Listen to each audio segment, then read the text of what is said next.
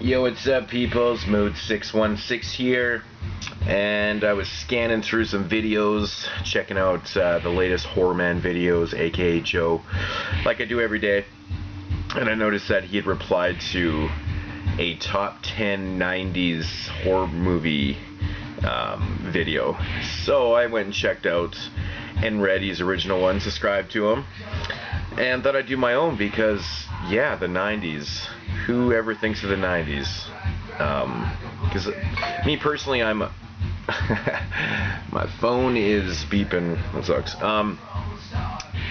Yeah, I'm an 80s man myself. 80s slashers is really my ideal film, but you know, the 90s has some good stuff to offer, and I'll get into my top 10. It took me a little bit, and I got a bunch of just kind of honorable mentions too. I couldn't really, you know, I did the top 10, but you know, whatever. We'll get into it. We'll talk. First up, number 10, Child's Play 2. I'm a really big fan of this series. Gotta say, I'm not really looking forward to the remake a whole lot, but this film I thought was actually better than the original one. You guys can bite my head off in the comments below, but personally I do like this one better than the original one for some reason. But I don't know, I just think it's a great film, great sequel. It's not very often that the sequel is better than the first, in my opinion. But so that's Child's Play 2, number 10. People on the Stairs at number 9. Yeah, People on the Stairs, number 9. Wes Craven. It's a unique film. It's got a lot to offer. It's got a lot of replay value too. It's just got a creepy atmosphere to it, and I've always really loved this film, and I think it's super underrated. One of the most underrated films, definitely in the 90s, and actually in Wes Craven's filmography, to be honest. Number 7. Is that? No, number 8. Army of Darkness. What can you say? Bruce Campbell, Sam Raimi. Fuck, I'll never forget the first time I watched this movie. I laughed so hard at this film because it was just so funny looking. Like, it was just hilarious, but absolutely loved it. And I think I was probably the only person that liked this film growing up out of all my friends. They hated this film, but that's probably why I'm not friends with them anymore. Anyways, Army of Darkness, that's number 8. Number 7, Subspecies. This is the entire collection, but I'm talking about the first one. Yeah, great. You know, it's a great series, really. Like, some of my favorite vampire movies, to be honest. Like, I do like vampires. I don't consider myself like an overly huge vampire fan, but there is vampire films that I do love. And if I'm gonna watch anything, especially newer, I'm gonna pop in some Subspecies. So yeah, these are good. Am I at number 5? No. Number 6. Man, I'm losing count every minute here. Number 6, sorry about the glare here. Maniac Cop 2, another sequel. This is actually my favorite one in the series too.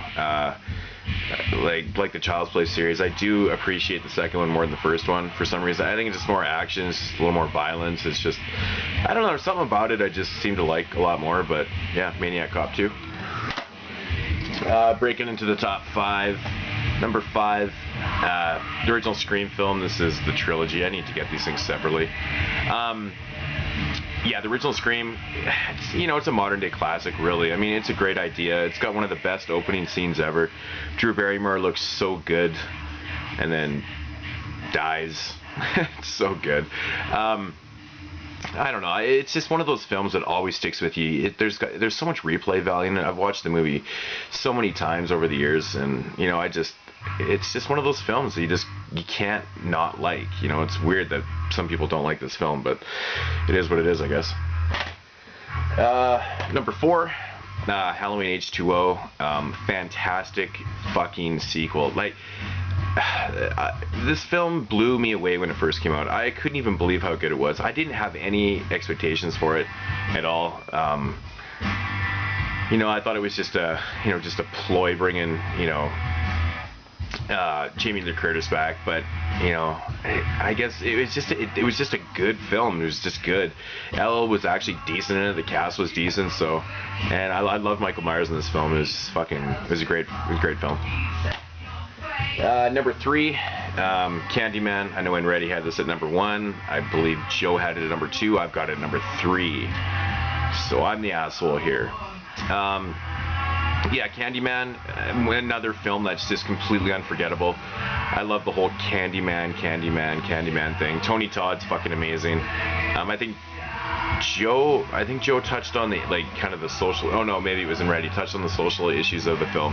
That was something I always was interested in too, you know, kind of like the inner city and stuff, and just a very memorable film, just fantastic stuff. Number 2, Cemetery Man, Rupert Everett. This is one of the weirdest fucking zombie films, and you know, I've heard people actually talk on YouTube that they didn't like this film, but I think it's actually one of my favorite zombie films ever. It's just because it's so bizarre, and it's just got a really weird atmosphere to it, and I really dig films like this, man. You know, it's just different. That's really what I love about it. And at number 1, I've probably mentioned this lots of times, but Peter Jackson's Dead Alive.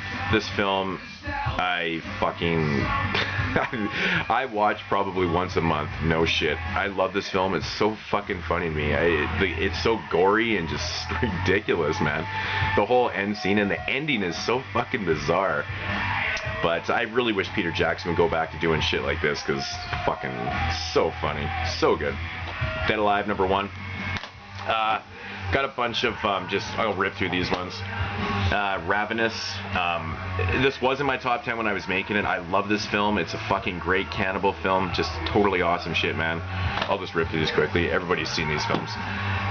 From Dusk Till Dawn, Tarantino, Rodriguez, Collabo. Fucking amazing film. George Clooney plays such a good bad guy. I love the end of this film so much. In the Mouth of Madness, what can I say? John Carpenter. It's a fucking amazing film, just strictly amazing. Joe's favorite zombie film of all time, Return of the Living Dead 3. It's just a fucking awesome film. It really is. It's a great film. This is one that I was having a hard time breaking away from the top 10, was Brain Scan. I think this film's fucking so underrated. I don't really hear a lot of people talk about it. I think it's fucking phenomenal, and just such a cool idea. I love the whole idea behind this film. It's awesome. 7, enough said. Audition, Takashi Miike's fucking... This film's fucked up, man. It really is fucked up. Like, I really enjoy this film because it's just so bizarre. I really like bizarre films. I'm a huge David Lynch fan, and this film just is up my alley. I'm gonna give nods to the remake of Night of the Living Dead.